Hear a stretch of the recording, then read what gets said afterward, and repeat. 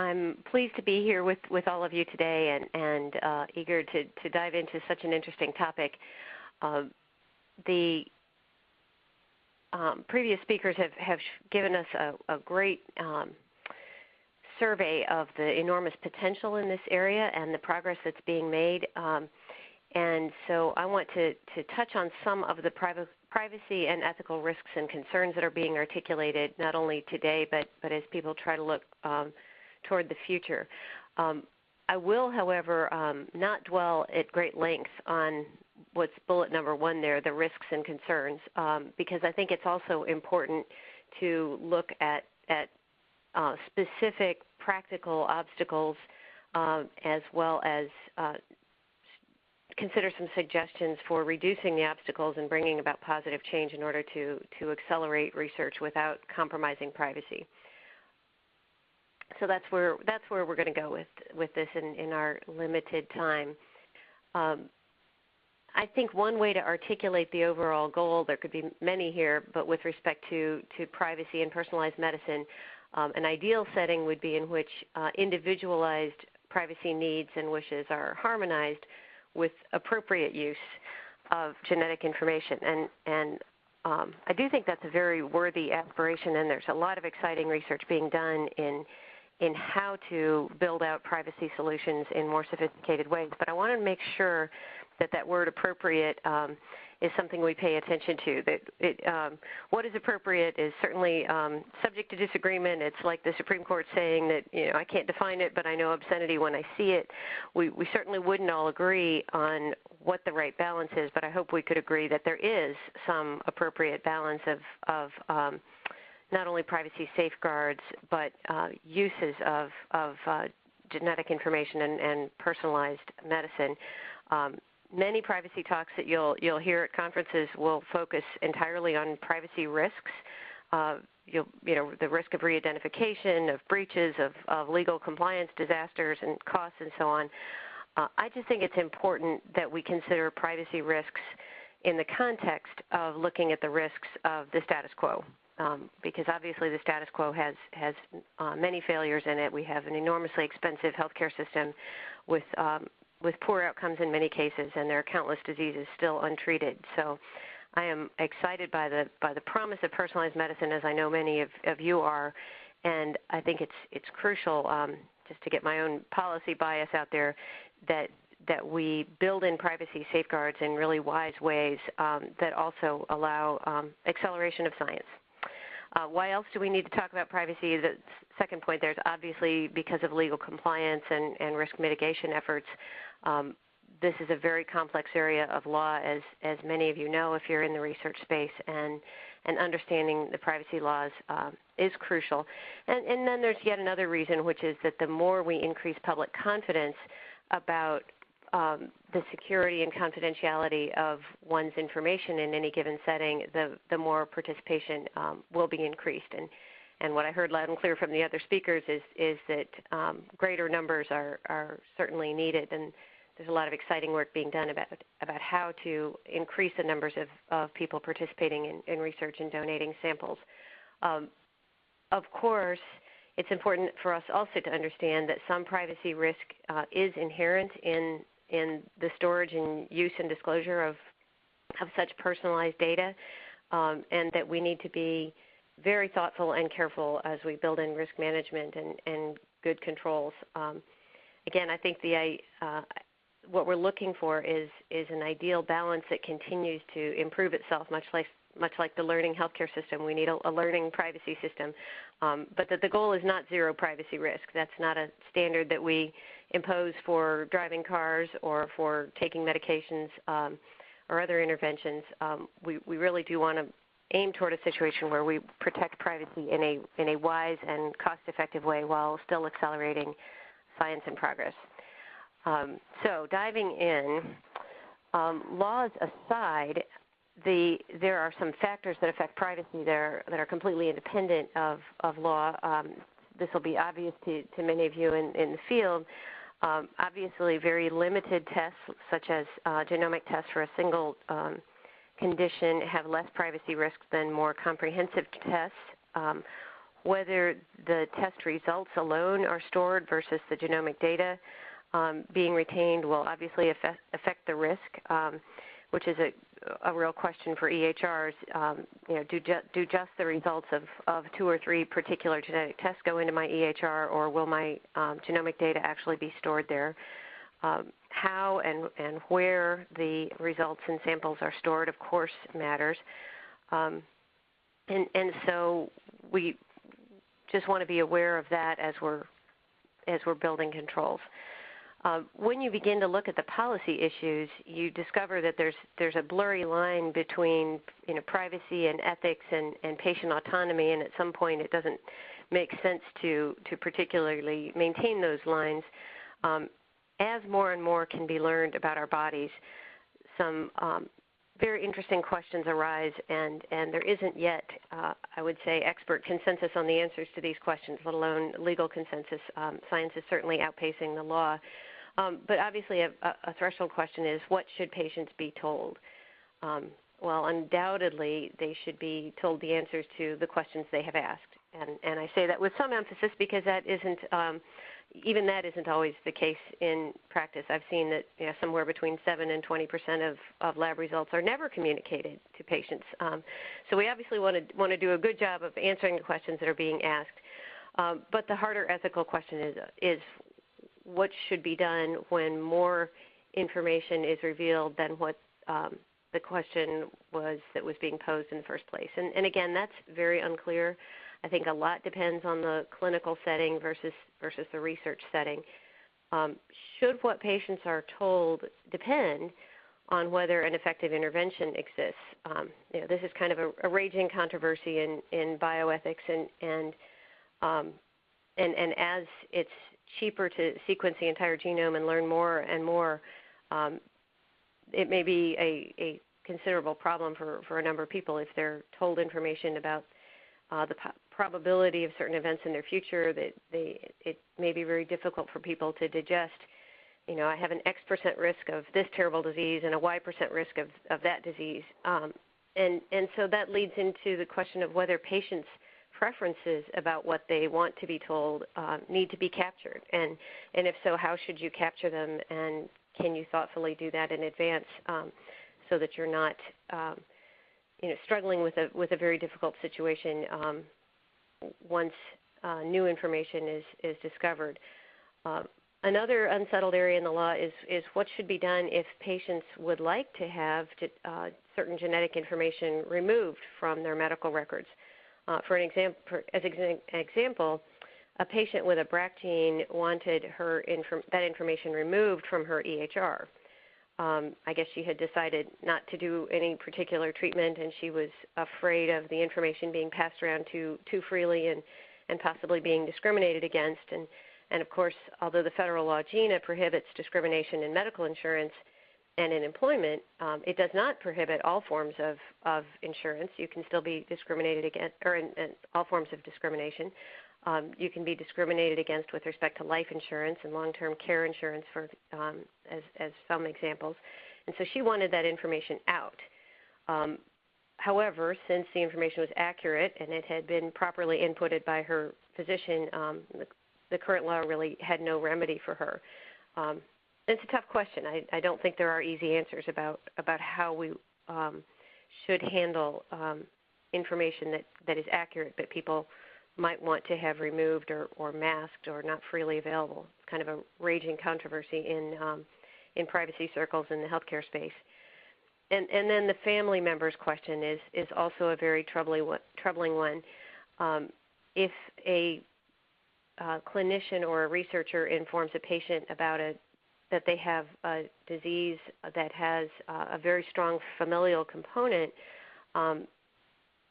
where does the professional's duty end? Do they have merely a duty to tell the patient and to urge them to tell their family members, or are they supposed to go further than that and tell the family members themselves? And if they do that, would that be a violation of the patient's privacy or autonomy?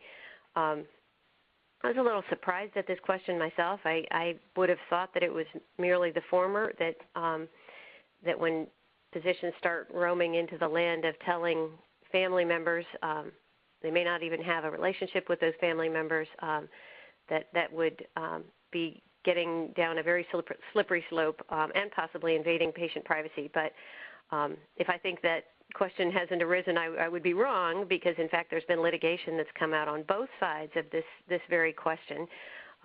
In one case, a state Supreme Court concluded that telling the patient and urging them to tell their family did satisfy their duty. Although I'll tell you that still can't have been much fun for the physician, because the case went all the way to the state Supreme Court before the physician's decision was upheld.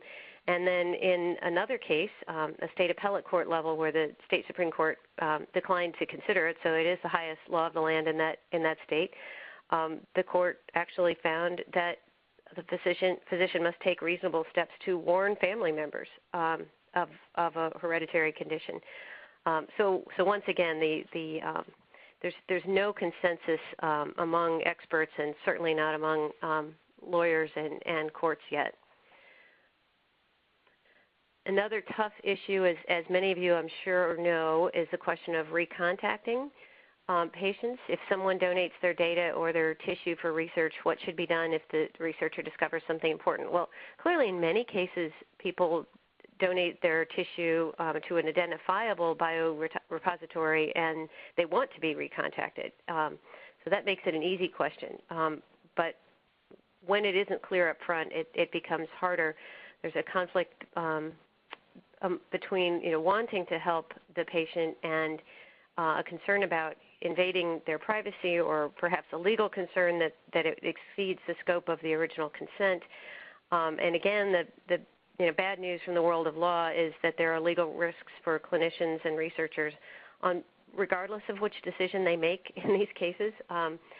Both contacting and not contacting has gotten folks in trouble. I hate to be the bearer of bad news, but this is an area that certainly needs some clarity, and I would just urge someone designing a system to try to build that clarity in up front one way or another, so that people's expectations will be met. Sometimes researchers are so concerned about this recontacting question that they insist on working with fully anonymized data. And when we say fully anonymized, we mean that it's unlinked and unlinkable, cannot be traced back to an individual under any circumstances. And in some cases, researchers actually prefer that, even though the data may have lower utility, just because they know they lack resources to deal with any recontacting or deal with problems or legal issues. So the bottom line is that there just is not any consent yet. Any consensus yet. Furthermore, the consent issues become tough because I don't think consent solves all the problems. People's views on consent change over time, and they actually change in both directions. People become both more permissive about their consents, or put differently, less sensitive about their privacy, and more sensitive about their privacy, depending on their life circumstances and society evolving around them.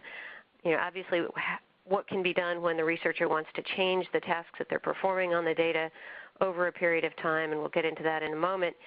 And I also just wanted to point out that the law is not by any means the only thing you have to consider. There are numerous situations where an action by a researcher is clearly permissible under law. For example, when you're working with data that's been properly de-identified under HIPAA, but that doesn't necessarily end the question, because patients may want consent rights even where they don't have a consent right under law. And the prime example that I can think of for that is the litigation a couple years ago over a large set of de-identified newborn blood spots that were available for research use under an IRB in Texas, but litigation by a half a dozen parents resulted in a settlement with the state whereby, in my opinion, there was a tragic destruction of over 5 million unique blood spots, the largest blood spot collection in the United States. And so, we're in a world where just looking at the law isn't enough. You actually need to ponder what people want or want the law to be. Very tough decisions. So, having done that dipping of our toes into the tough and fascinating area of ethical questions where you could go to entire conferences probing the matters that we just flew through. I want to do one quick bit of level setting on the types of data before we move into public policy. So with respect to research, there are really three types of data. The first is what is de-identified according to the HIPAA definition, which is a fairly strict and clear definition. There are two methods under HIPAA, the safe harbor method and the expert statistician method. Once data is de-identified per HIPAA, then it is no longer PHI, which is protected health information. That's also a term of art because once data is not PHI, it is no longer subject to HIPAA. It may be subject to state consumer protection laws, and that doesn't mean you have carte blanche to do whatever you please with it, but you don't have any requirements under HIPAA. Of the three types of data, it affords the greatest level of patient privacy, but of course that sometimes comes with limiting its utility. An advantage is that consent isn't necessary, and you escape a whole panoply of legal complex compliance requirements. Now, people have been saying for years and years that de-identified data lacks utility, but I can tell you that there's a lot of new research and some promising developments by computer scientists in this area, where I think the utility of de-identified data is growing where it's carefully done, and longitudinal matching between data sets, which is always a challenging problem, can be possible if they are carefully structured from the beginning. But there's going to be an entire session on that at Strata RX. So small commercial, if you're interested in this de-identified question, would love to have you attend our session at Strata RX. We're going to have one of the world's top de-identification experts on a panel. The next set is a limited data set, which does fall within the realm of PHI, meaning it's still subject to HIPAA. Most identifiers have been removed, but it has a greater utility than de-identified data, especially for population studies, because it allows two crucial fields that de-identified data does not allow, and those are full 5-digit zip codes and dates, meaning dates of treatment, dates of birth. And as Arjit pointed out earlier, those dates, along with other information, can pose a greater risk of re-identifiability, of course. So there is more of a privacy risk inherently in a limited data set than in de-identified data.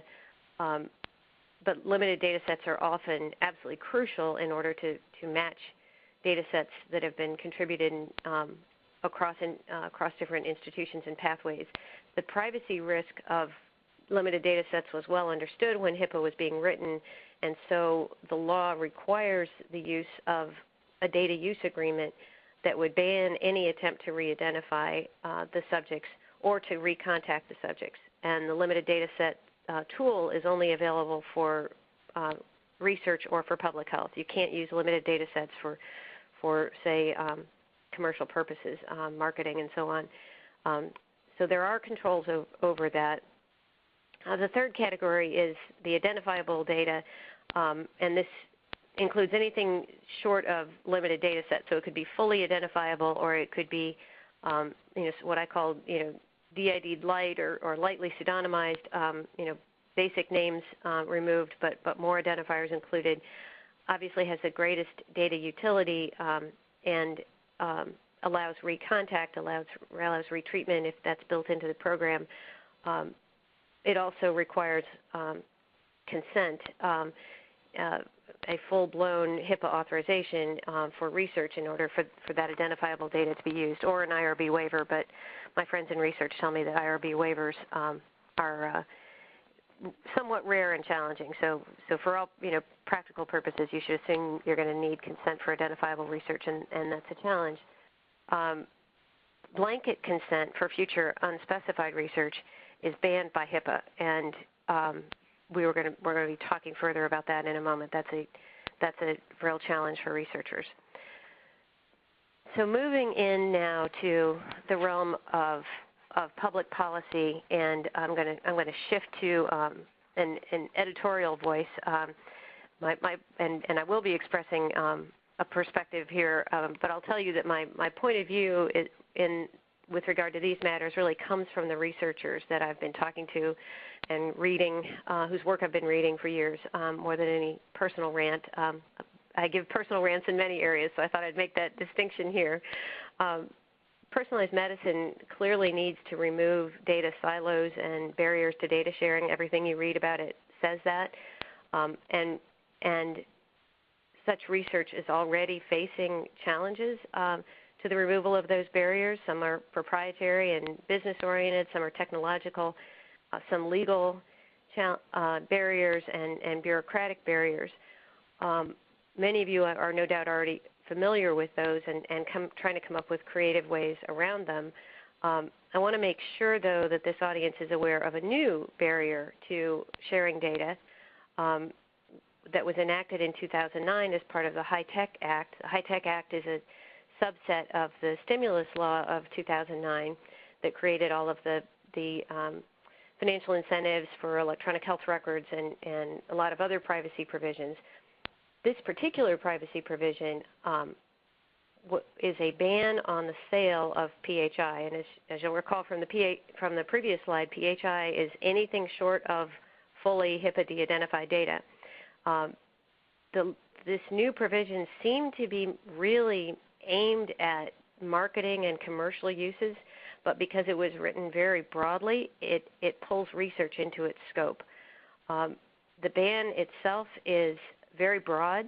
It says that it's not just that you can't sell PHI, you can't have any direct or indirect remuneration. And when you think about complex contracts and business arrangements, you can readily imagine where, many situations in which there would be indirect remuneration for the exchange of data that might be swept into the law. There is an exception for research, so that's the good news.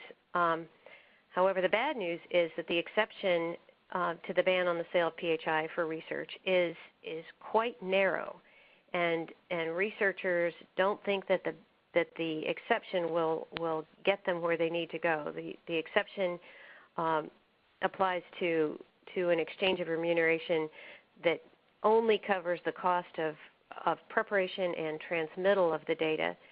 The problem is that well, there's several problems with that. One is that it's vague and highly subject to argument.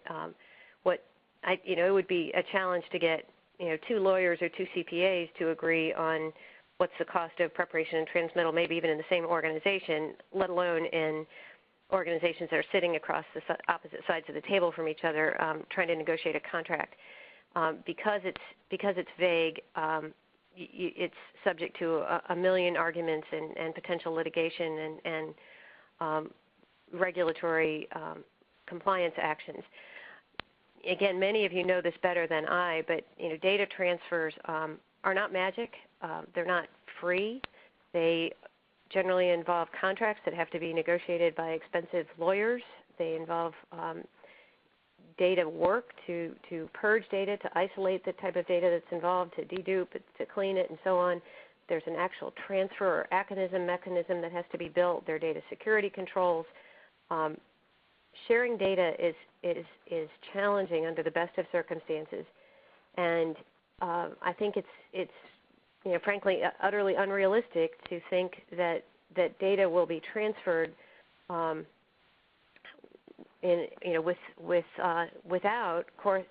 I guess I should say to think that it will always be transferred without any corresponding financial payments. And then you go back to the scope of the exception, that there is an exception for the cost of preparation and transmittal. Well, even if we could all agree on what that means, it clearly refers to something related to the marginal cost of transferring the data. And I think even then, organizations will not be inclined to go to great lengths to make data available if their only compensation is their marginal cost. I mean, after all, every organization has its own agenda. Its IT department has its own remit for the year, and to go to significant lengths in order to transfer data and make it more liquid when the most they can hope for is to be compensated for their marginal cost, not the cost of building the data set in the first place, and so on. is just really unrealistic. And I think this provision is quite unfortunate, and it will end up diminishing data liquidity and thereby impeding research. You may be wondering why you haven't heard much about this, if I'm correct in surmising that you haven't heard much about it. And that's because while there was a lot written initially in 2009 when the law was enacted, first of all, it was an extremely comprehensive law. Even the privacy aspects of it were voluminous, and this one provision didn't get a lot of attention, particularly with respect to its effects on research. But in addition, this part of the law has not taken effect yet. It will take effect only after HHS issues final regulations, and they've been delayed for quite a long time, and attention has focused in other directions. But when the final regs come out, and I believe there's a 180-day period for it to take effect after the final regs, then expect to be hearing about this problem.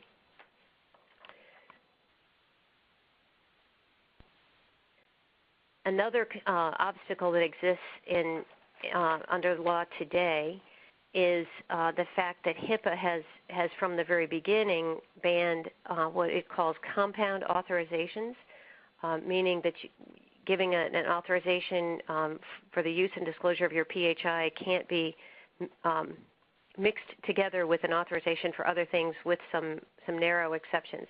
There is an exception that permits a patient to give their informed consent to a clinical trial and give consent for their PHI to be used in the trial on their HIPAA authorization. So that's somewhat helpful. But the big challenge is that today you have to have a separate consent for the donation of specimens, and increasingly, of course, that's a crucial part. And for personalized medicine, it's absolutely essential that tissue and blood samples be collected and be available for analysis. The separate consent requirement causes increased confusion and complexity, and sometimes just consent exhaustion when a person is going through a lengthy informed consent procedure and they get down to the last piece of it, asking for consent to donate their samples. They may just be inclined to say no because the process has been challenging, and so I'll give HHS praise on this point. I should have put this in the slide here. HHS recognized this problem. The research community has been complaining about it for a decade, and so in the proposed high-tech rule, they propose to go to at least take some very nice steps in the right direction towards solving this problem and allowing a consent for trial participation and for data use and for donation of specimens all in one document. The problem is that is still pending until the final HIPAA regs are released, but at least we're moving in the right direction in that regard. There's some technical aspects to this where I think they could have gone a little bit further and made it even simpler yet, but at least there can now be one document. Yet another problem has to do with the consent to future unspecified research. That has been banned by HIPAA from the beginning, and it creates a disconnect between HIPAA and the common rule that applies to federally funded research. The common rule allows participants to consent to the use of their information in future research as long as the future research is described in sufficient detail to make the consent informed. But however, HIPAA does not do that. So that's yet another problem. It creates a really burdensome process and actually prevents altruistic patients from being able to donate their data and samples freely to benefit others, which is something that we see often when people have critical illnesses, terminal illnesses. Their real choice is to donate their data and their samples freely without any conditions. And the law, again, in my opinion, is pretty paternalistic here and says, no, we won't allow you to consent in that broad manner to future unspecified research, which is a real burden for those who are coming up with important new questions in the future. So where do we go from here? I have a number of concrete suggestions for improvement, and given more time, we could come up with a lot more. This is really just a starting point, but I think these are important ones to consider. First of all, if I would certainly love to see that research be exempted entirely from the current ban on the sale of PHI. There are other proposals that have been under discussion in the comments that were written to the proposed high-tech rule, some fallback positions where you tinker with the cost caps, you broaden them, and so on. But I really think any form of cost cap on compensation that can be exchanged for data movements in research will just continue to add complexity and legal uncertainty and legal fees and serve to inhibit research. So I think that exempting research entirely would certainly be the best thing. The bad news is that probably would take congressional action. It's highly unlikely that HHS would or probably even could go that far on their own, given the language in the law. But that's something to ponder if you folks are interested in advocacy of just seeking a change to get research entirely out of that ban. If I were czar and doing that, I would also, on the second point, extend that logic to exempt related types of studies. There's often a very blurry line between what is research and what is a quality study, a safety and efficiency study, and so on, rather than fight and spend massive legal fees on where that line is drawn. I think it would be best for society, best for patients to exempt those types of studies from this ban as well. Number 3 is really a fallback position. If we were to get 1 and 2, we wouldn't need number 3. But if Congress and HHS policymakers really won't go so far as to exempt research, then I think we certainly should be exempting limited data sets from the ban on sale of PHI, because they are already subject to quite a number of contractual protections. And there's really been somewhere between little and no evidence that there have been violations in that regard. I'm aware of no evidence, but I hesitate to say that there actually is no evidence. But there certainly are strong both ethical and legal requirements applicable to limited data sets. Point number 4 that I would like to see is the one that the administration would also like to see, which is to permit compound patient authorizations in research. That's very important in order to reduce bureaucracy and reduce the overall cost of enrolling patients in clinical trials. Number 5 is a tweak actually on number 4. This starts to get more technical, but the proposed rule does allow compound authorizations for specimen donation in trials, but it still says that there has to be an opt-in for any research, any aspect of the study that is conditional, or that is not required. So as best I understand that, if you don't require the submission of specimens for your clinical trial, then you need to have an opt-in.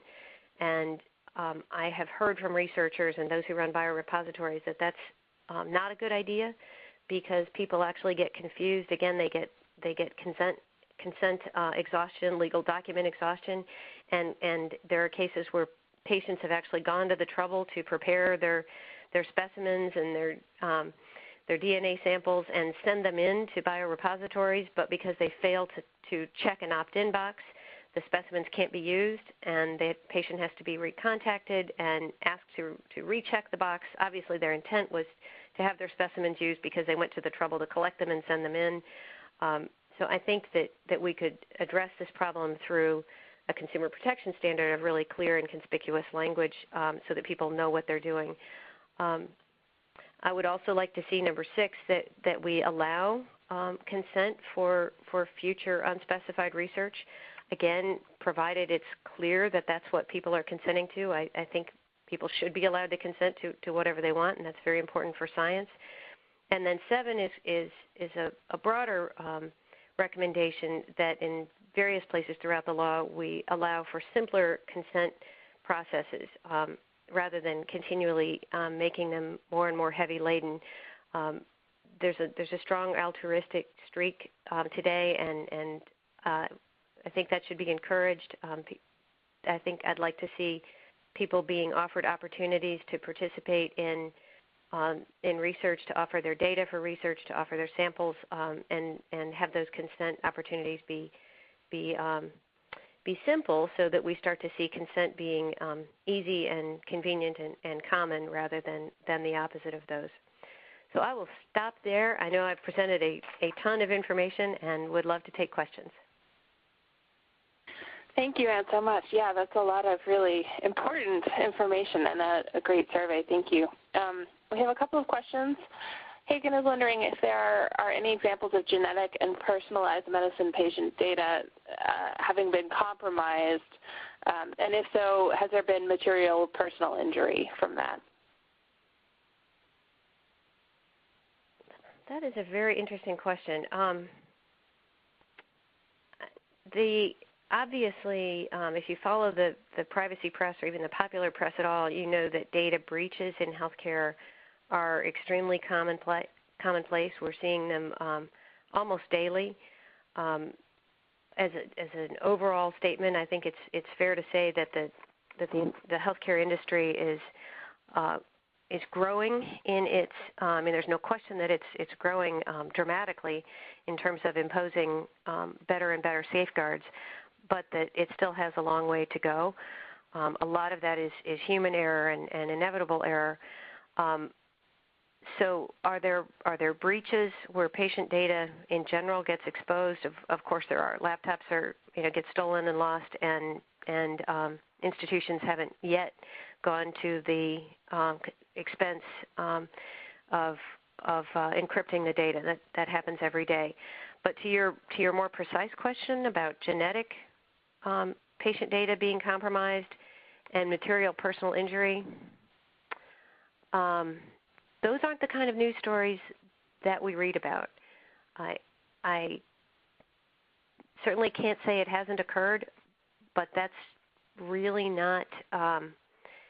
It's far from common. I can say that with assurance, and I'm not aware of any particular examples of it at all, unless if you did some research, you might find an individual case that. But I'm not aware of any large scale breaches of that nature. When it comes to de-identified data, there's been a lot in the press. This is actually the subject of a much bigger question, of what are the risks of de-identified data being re-identified. Whole conferences are held on that topic. A lot has been written. I frankly think that the risks of re-identifying de-identified data have been seriously exaggerated in the popular press and in the legal press. Authors often fail to make a distinction between HIPAA de-identified data, which has been subject to a very high bar laid out in statute and built out over 10 years of computer science, versus consumer data that has been, quote, anonymized, but in a completely standardless environment where literally I as a non-statistician might, take names and addresses off of a data set, make it public, and call it anonymous. And some of those types of data sets have been successfully re-identified through computer science attacks. I will say, though, that those have been mostly done, or maybe even entirely done in the reported cases, by academic computer scientists who are trying to do research in the whole field of how easy re-identification is or is not. So to your question, really we have not seen significant numbers, if any numbers, of material injury from genetic data being compromised. Now, having said that, I'm sure someone can be doing Google searches and we'll find a case or two I'm not aware of, but it's not a large phenomenon.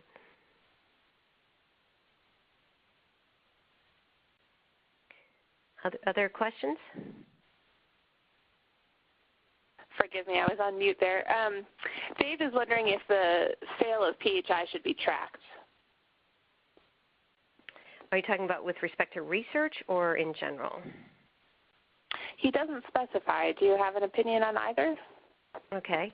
Well, I would, with respect to research, I would say no, pretty resoundingly. I can't see any value in that, and I see enormous cost and inhibition, further inhibition of research. It's sale of PHI for other purposes and tracking it. It's an interesting question. I think it's probably mooted by the current law because the law now bans the sale of PHI with very narrow exceptions, and unless you have specific patient authorization, which again is going to be quite rare. It's going to be very rare that a patient will ever be even asked to, let alone willing to, consent to the sale of their PHI as opposed to their consumer health information that's in their own hands, but their PHI from a HIPAA-regulated healthcare institution. It's really pretty unthinkable that one of those institutions would be asking for permission to sell it for marketing purposes, and if they did, they'd have to follow very strict guidelines in the law. And I guess if all of those contrary to fact events happened, I wouldn't see any advantage in tracking it. But again, that's my opinion. Yeah. Finally, Jeremy is attempting to sort of encapsulate everything that you've said in the following way, and he's wondering if you would agree with this, that perhaps no sharing of patient health data where the patient can be identified without a specific and time-limited authorization from the patient for that sharing might be a good idea.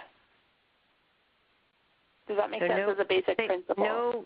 No sharing of identifiable data without a specific and time-limited authorization from the patient, right? Yeah, I do think some people resonate with that point of view. My own perspective is actually to the contrary. I think that that's really where I guess I was going with my suggestion number 6. I think that if a patient is motivated enough to help their children and grandchildren and countless people they'll never know to donate their data and their specimens for unspecified research, not time limited, not specific, then I personally would be strongly in favor of that. I've done a lot of work for a patient advocacy group, and it's really from those folks that I developed this opinion that many people who have terrible diseases, and in particular rare genetic diseases, are toward the end of their lives, they want more than anything for a cure to be found to help other people. And so if they want to donate their samples and data to be used for all time for any purpose to benefit medical research, I'd be in favor of allowing them to do that. Yep. Well, thank you very much, Ann. Thank you to all of our speakers, and special thanks to all of us, all of you there in the audience for joining us. As Ann pointed out, this is sort of the tip of the iceberg. Each of these presentations has been the tip of a separate iceberg of a conversation that we will continue at Strata RX, which is happening in San Francisco on October 16th and 17th. You can register for that conference or see the lineup of speakers if you go to strataconf.com/RX2012. We'll also be live streaming the keynotes from that event, so check the website for the live stream link once the conference begins if you're not able to actually be there. Also, as Yasmina let us know at the beginning of this broadcast, we've been recording this online conference, and that will be available soon. Yasmina will let us know more details about that, but you'll be able to go back if you had to step away for a few minutes, or if you have a colleague that you'd like to share this presentation with, feel free to do that. We'll also be posting slides from the speakers. I know that both Michael Simpson and Ann Waldo had some additional slides that we did not have time to get to, so if you would like to learn more about TraitWise or about the privacy issues of personalized medicine, you can check back both to review and to learn some more. So again, thank you to all of our speakers. Thank you to Yasmina, and thanks to all of you for joining us.